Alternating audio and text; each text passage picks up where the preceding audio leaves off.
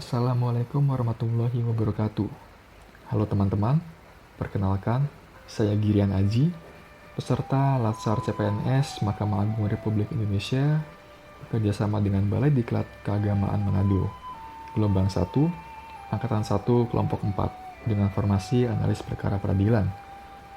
Pada kesempatan kali ini, saya ingin membuat Learning Journal Agenda 1. Topik pertama mengenai wawasan kebangsaan. Subpoin sejarah pergerakan kebangsaan Indonesia.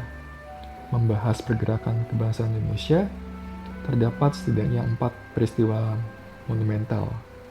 Yang pertama, terbentuknya organisasi Budi Utomo di Jakarta pada tanggal 20 Mei 1908. Yang kedua, peristiwa Kongres Pemuda 1 dan 2, khususnya Kongres Pemuda 2, di mana disepakati bahasa Indonesia sebagai bahasa persatuan, dikumandangkan juga lagu Indonesia Raya oleh Wage Rudolf Supratman.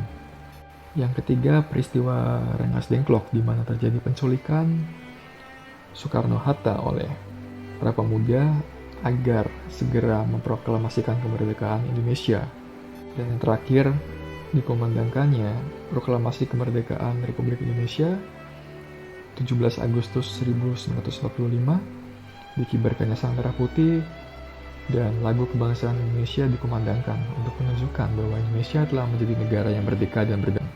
Topik selanjutnya mengenai bela negara. Nilai dasar bela negara meliputi cinta tanah air, sadar berbangsa dan bernegara, setia pada Pancasila sebagai ideologi negara, rela berkorban untuk bangsa dan negara, dan kemampuan awal bela negara. Penanaman nilai bela negara bagi calon ASN menjadi hal yang sangat penting untuk dilakukan. Hal ini karena guna mencapai tujuan nasional, diperlukan calon aparatur sipil negara yang profesional, bebas dari intervensi politik, bersih dari praktik korupsi, kolusi dan nepotisme, mampu menyelenggarakan pelayanan publik bagi masyarakat, dan mampu menjalankan peran sebagai perekat persatuan dan kesatuan bangsa. Hal ini hanya dapat dicapai jika calon ASN memiliki rasa cinta kepada Indonesia. Dan rasa cinta ini dapat ditumbuhkan melalui wawasan kebangsaan dan penanaman nilai bela negara.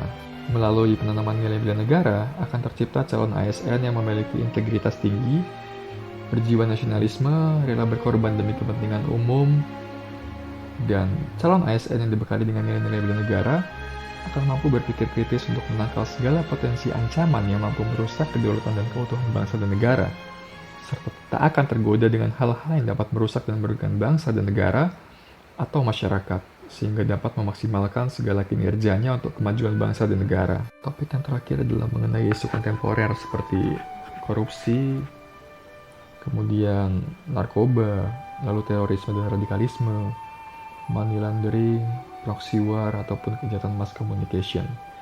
Isu-isu kontemporer seperti ini merupakan isu-isu yang laten atau masalah-masalah laten yang seringkali harus segera ditemukan solusinya atau harus diberantas. Mengingat isu strategis kontemporer tersebut sangat banyak, maka diperlukan bantuan alat analisis untuk menentukan seberapa serius atau urgentnya permasalahan yang kita hadapi atau isu yang kita hadapi untuk segera diselesaikan. Apa alat analisis yang dapat digunakan seperti ESG atau pembahasan mengenai urgency, seriousness, and growth. Melalui ESG ini kita dapat menentukan seberapa pentingnya atau isu mana yang lebih penting untuk diselesaikan lebih dahulu dibandingkan dengan isu kontemporer lainnya. Kemudian alat bantu lainnya untuk menganalisis isu atau mencari solusi antara lain dengan metode mind mapping, yakni penggunaan citra visual dan prasarana grafis lainnya untuk membentuk kesan.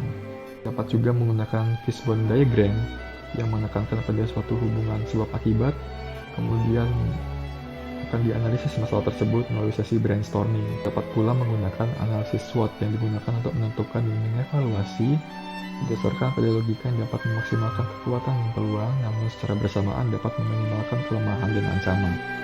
Sekian Learning Journal Agenda 1 yang dapat saya ceritakan. Kurang lebih mohon maaf. Sampai jumpa di lain kesempatan. Semangat Latsar!